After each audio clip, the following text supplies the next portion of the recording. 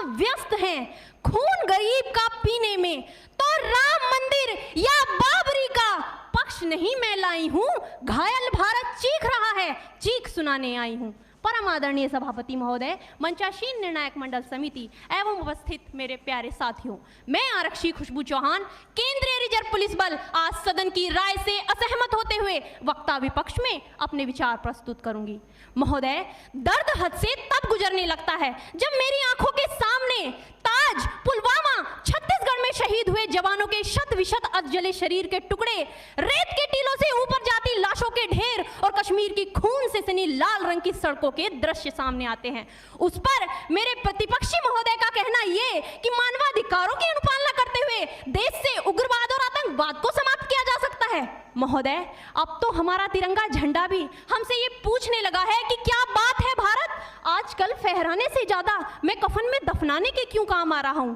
महोदय, हृदय तो उस दिन फट गया जब बूढ़ी मां अपने बेटे के चिथड़ों को देखकर बोली कि साहब, आप तो भर्ती में 1 इंच भी कम नहीं लेते, मैं आधा शरीर कैसे ले लूं। महोदय,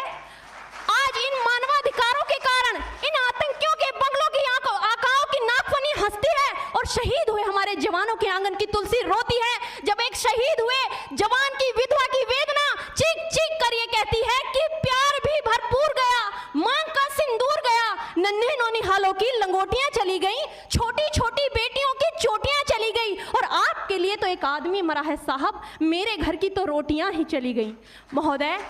किसी भी युद्ध को जीतने के लिए पहल करना सबसे ज्यादा आवश्यक है, क्योंकि इतिहास गवाह है कि पहल करके बड़े बड़े युद्धों के परिणाम बदल दिए गए हैं। परंतु आज मानवाधिकारों के कारण हमारे देश के जवान इस कदर बंधे हुए हैं कि अपनी ड्यूटी पर खड़े होकर भी वो आज पहल करने से डरते हैं, क्योंकि महोदय भविष्य में उन्हें कटघरे में खड़े होने का डर सता रहा होता है। वो ये जानते हैं कि चाहे एक उग्रवादी की राइफल से निकलने वाली गोली को ये तय करना पड़े या ना पड़े कि वो किसे लगेगी, लेकिन हमारी राइफल से निकलने वाली हर गोली को ये निर्णय लेना पड़ता है कि चाहे वो किसी निर्दोष को लगे, दोषी को लगे या ना लगे, परंतु किसी निर्दोष को नहीं लगनी चाहिए। यदि ऐसा हुआ तो ना तो ये समाज हमें छोड़ेगा, ना ही तिल का ताड़ बनाने वाली ये मीडिया हमें छोड़ेगी। और महोदय, मानवाधिकार के तले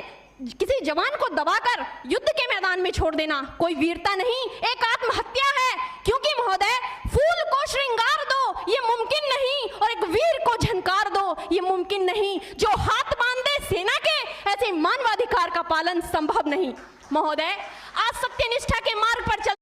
सब व्यस्त हैं खून गरीब का पीने में, तो राम मंदिर या